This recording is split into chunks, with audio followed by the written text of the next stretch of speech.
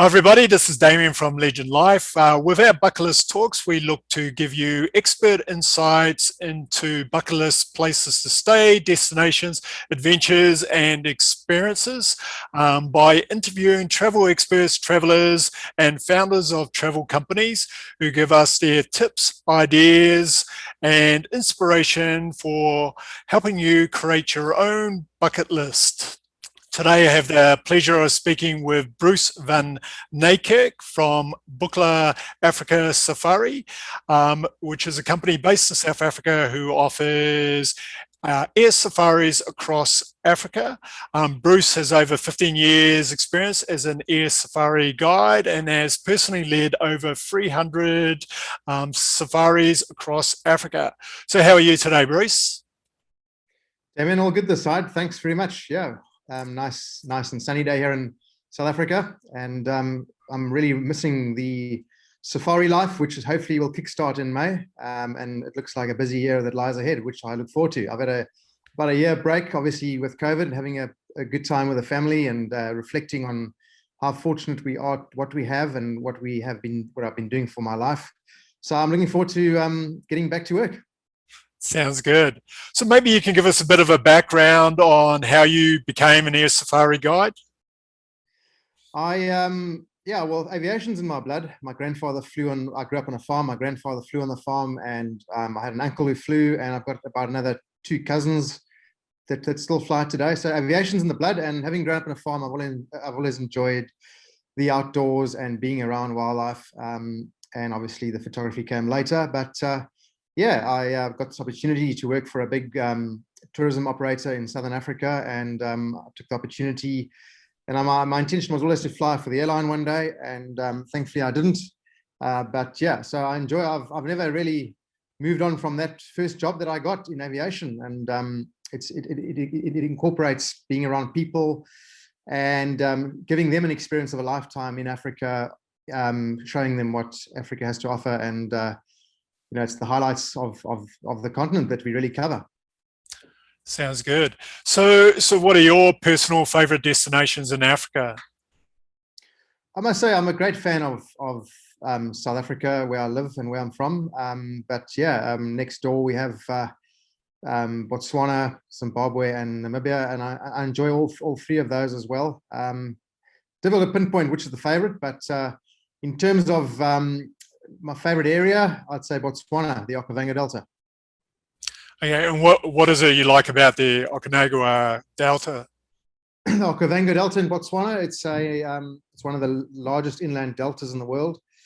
It's highly protected, and it's just the diversity that you have in terms of the fauna and flora. And you know, you don't see too many people around you. There's a lot of space.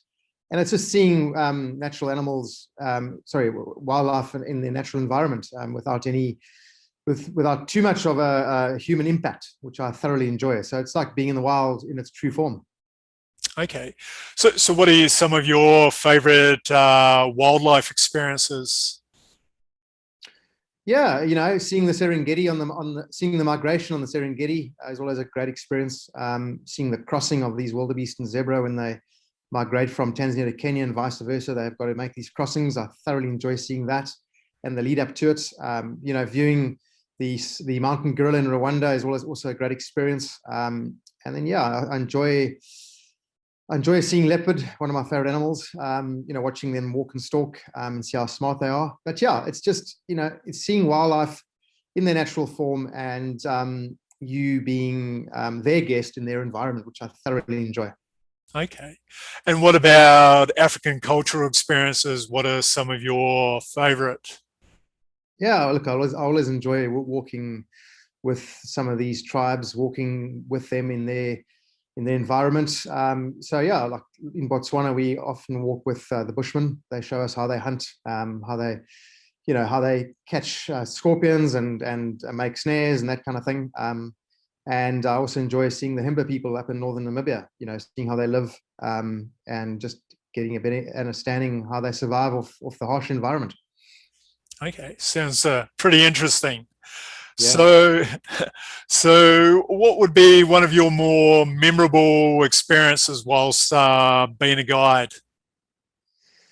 Yeah, well, in terms of wildlife experiences, I think, always seeing a kill is something that everyone wants to see. But when the action happens, it's quite traumatic, and it can get quite emotional watching a buffalo taking about 45 minutes to die.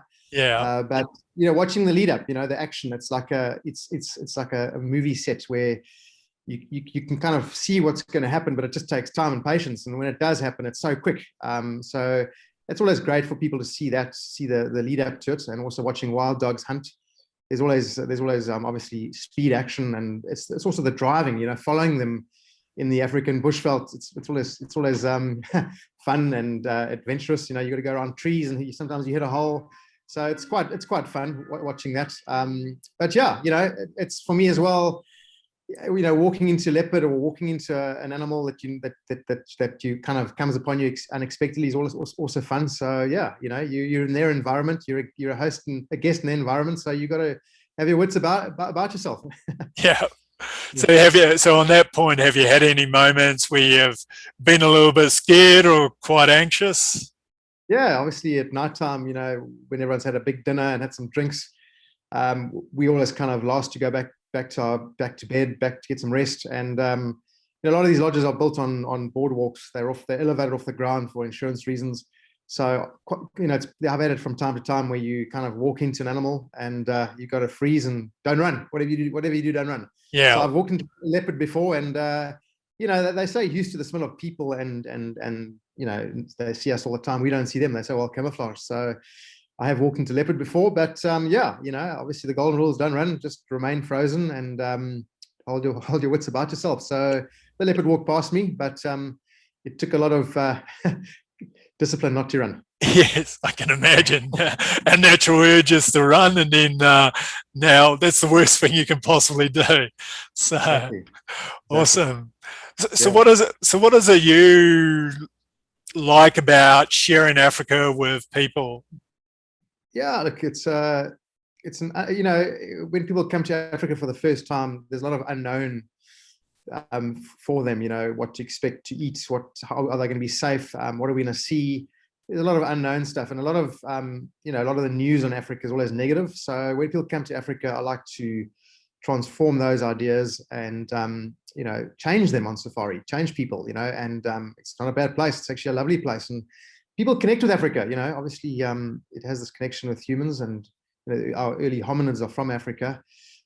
So it's always great to bring people here and show them these wonderful areas that we visit, and the people are very friendly that work at the lodges that the guests get to meet, and just to have them in these beautiful areas where they can wake up to amazing views and be with nature, disconnect from the real busy negative world, and have people spend time with their families and kids that they don't normally do enough of in cities.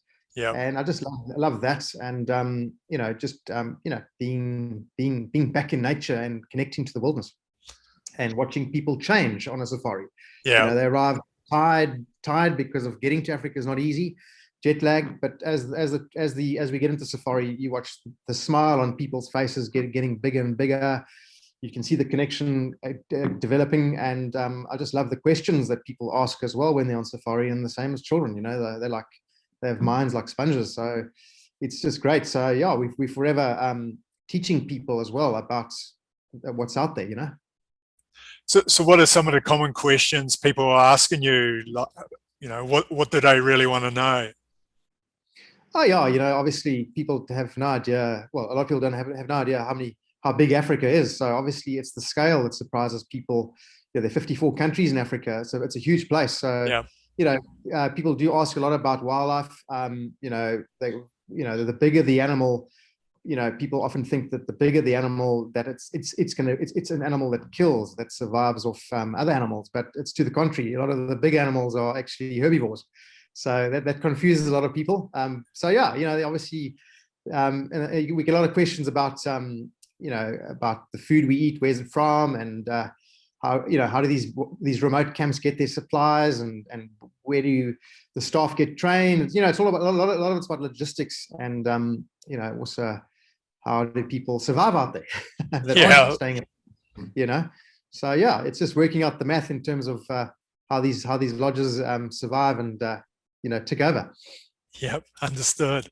So what's on your African bucket list? So you obviously traveled quite extensively, but as you said, there's like 52 odd countries there. So you haven't covered all of Africa, I'm sure, as yet. So you must have a few, places to see and things to do on your bucket list with regard to Africa.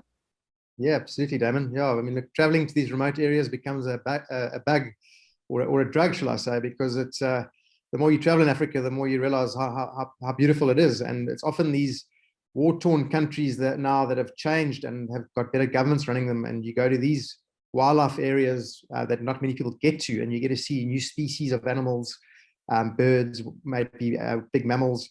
So yeah, the places I'd like to get to still, which I haven't gotten to, is the Central African Republic. And then I'd like to get to Angola as well quite soon. I've set foot in Angola, but I haven't been into the kind of northern parts where there's a lot more rainfall, and also this, some of these rivers run into Botswana, and I'd like to get up to those river courses that feed the Okavango Delta.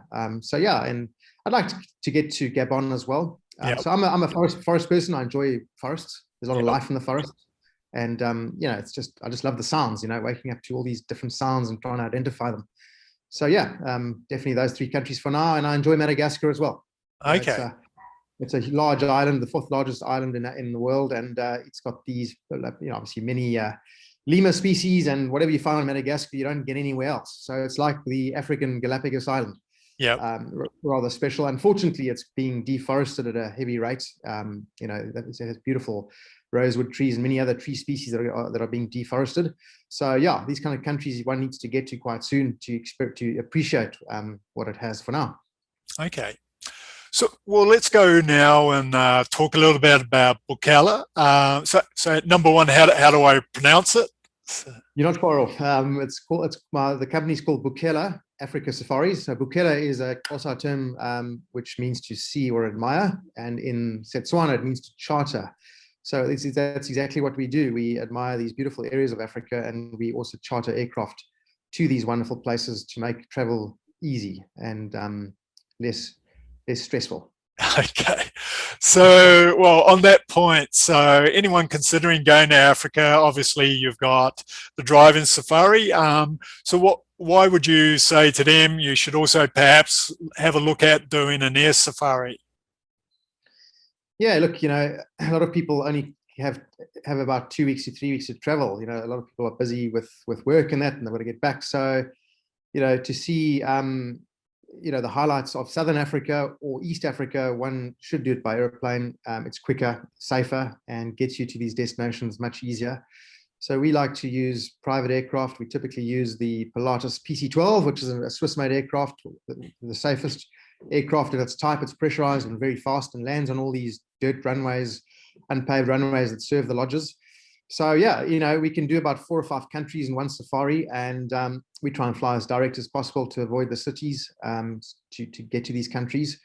And having a fast aircraft, we can typically leave one country in the morning and be in another country that afternoon for a high tea and be on game drive that afternoon. So if you go by the scheduled airline route, sometimes you've got to spend a night in another city to get to that destination the following day. So you waste time. So having the aircraft with you all the time, it just alleviates, alleviates travel, and you have your luggage with you all the time, so you won't lose luggage, and it's a nice, comfortable way of flying.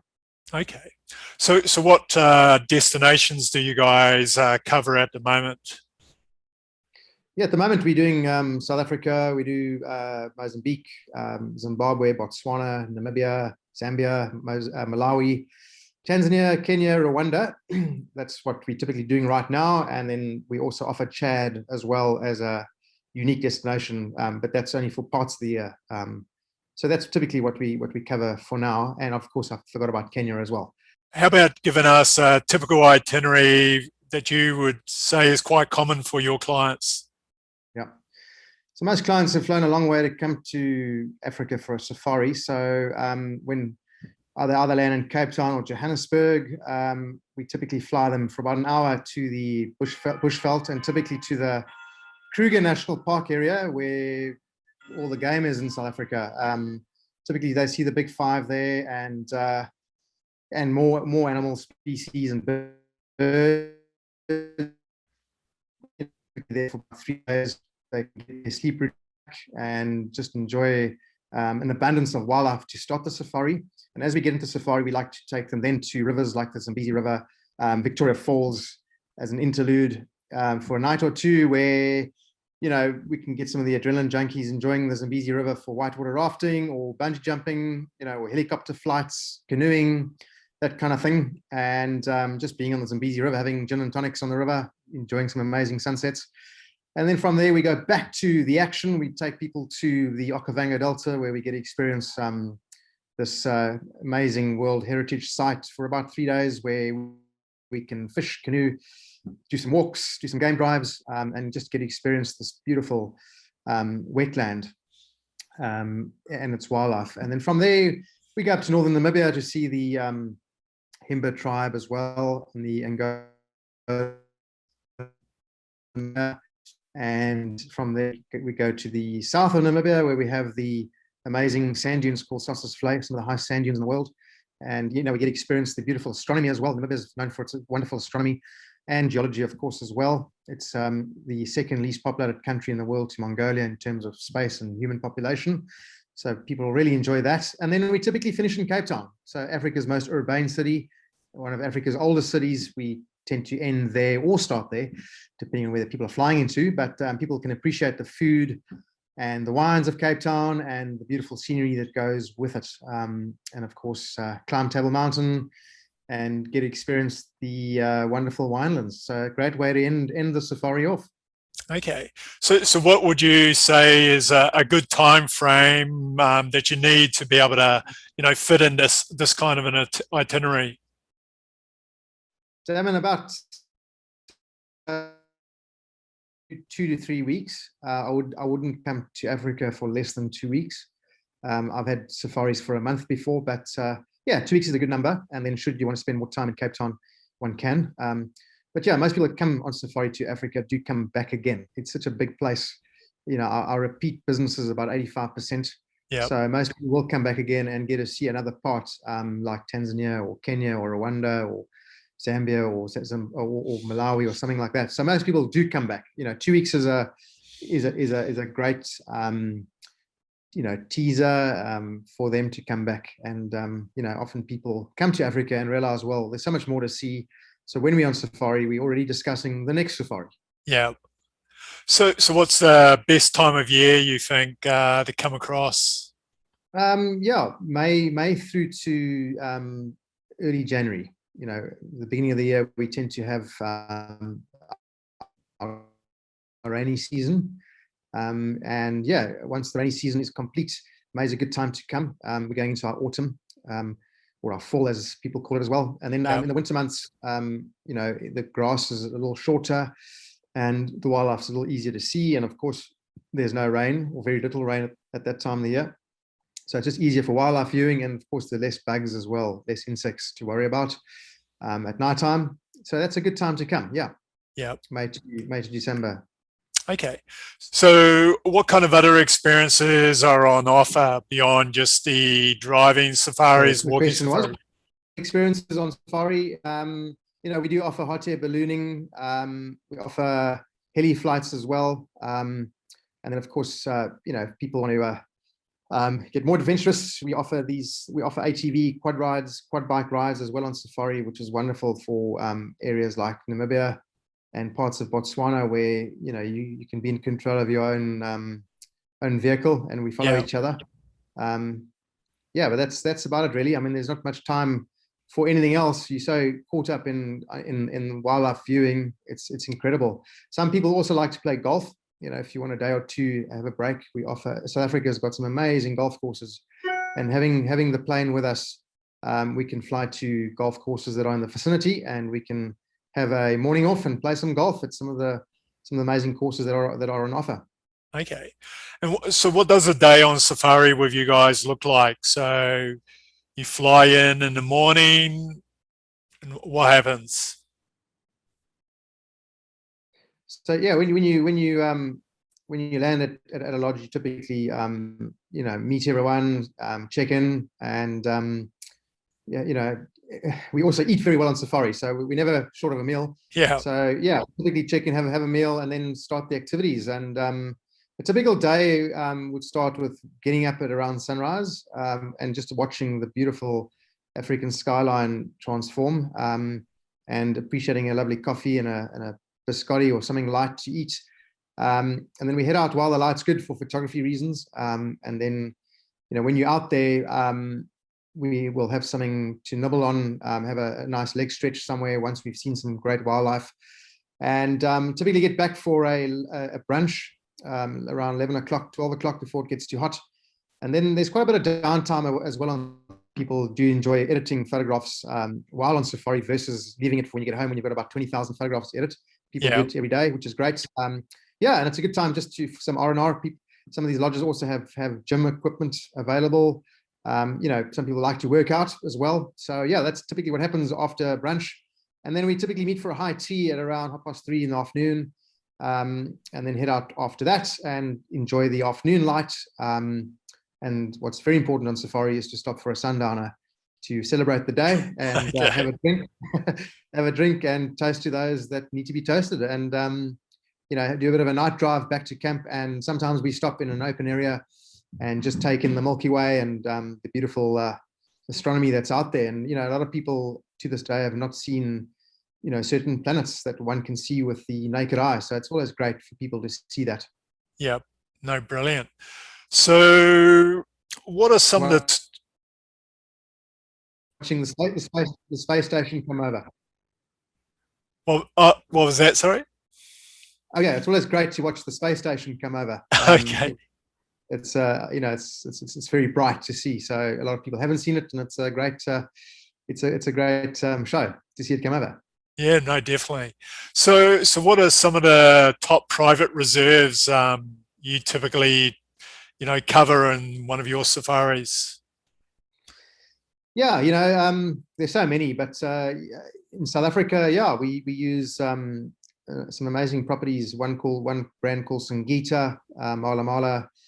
We use Royal Malawan quite often, and then obviously in Botswana and those kind of areas, we like to use Mambo, Jar Camp, Kidra, which is a new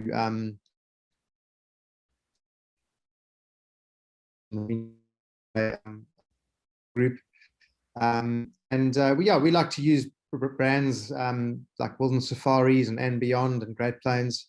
These guys are reputable lodge operators that take care of the environment and of course the people that work at the lodges and that are living in the community, and they also benefit from us as tourists visiting the area. It's what we call ecotourism. So these lodges will take care of clinics and schools for the neighborhood. Yep, no, very good. So what's your opinion on the current state of conservation in Africa?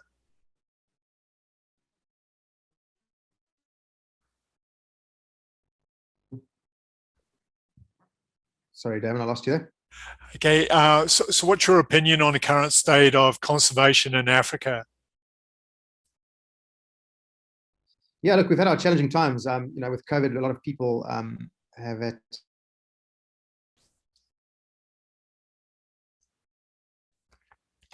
So there's been the poaching has been on the rise in certain parts, but in terms of conservation, yeah, obviously we need to take care of our assets, and our biggest threat at the moment, besides poaching of wildlife like rhino and the anteater or pangolin, the world's most trafficked animal, Africa's most trafficked animal. We need to take care of our waterways, and one threat we have is obviously looking for gas, and that's a big problem. Something we need that we're carefully watching, and if you don't conserve water, it'll lead to big problems later. Yep, no, definitely. So the importance of safaris for protecting the wildlife in Africa. So do you think it's one of the more important things, like to maintain the travel industry to Africa?